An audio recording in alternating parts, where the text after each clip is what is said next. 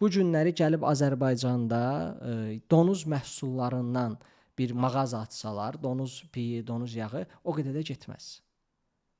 Amma Rusiyada bunu eləsələr gedər. Çünki bu bizim adət-ənənələrimizə ziddir. Və yaxud da ki, İslam olmayan bir ölkədə gedib İslamın hansısa bir möhür satılsa, cənamaz satılsa orada, təsbehlər satılsa, orada işləməyəcək.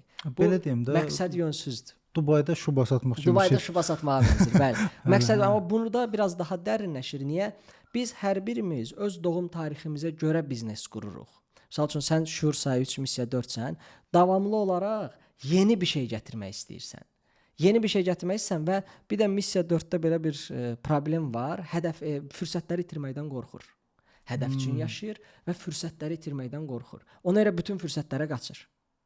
Bu yaxında bir biznes analizi elədik. Bir şirkətdir, adam şirkət qurub, çox da mükəmməl bir şirkət qurub, proqram üzərindən mebel aksesuarlarını satır, düşün. Heç kimin ağlına gəlməz. Və oturub analiz elədim ki, bu şirkət ümumiyyətlə Azərbaycanda var, dünyada tapmadım belə bir şirkət. Və missiya 4 idi quran insan, 8-4 idi ki, mebel aksesuarlarını, mebelin, yəni bu şurupları ola bilər, çəftəsi ola bilər falan, proqram üzərindən sexlərə satır. Düşün. Yəni bütün bu heç bir şeydə yoxdur yəni bu ideya. Və çox da qəşəng işləyir. Niyə çatdırma eləyirlər? UTP-si var, xüsusi təklifi var, insanlara maraqlıdır.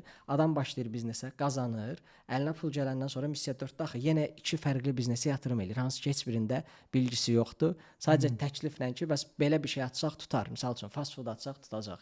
Gedir yatırım eləyir. Nəticədə 200 min yanır, batır. Ondan sonra gəlir yanma ki, jakoçluq eləyək, bərpa eləyək, düzəldək. Təbii ki, o düzəlir sonrasında. Yəni bunu şey eləmək olur. Amma hər kəs öz düşüncəsində və missiya 4 hamıya bərabər qiymət təyin istəyir.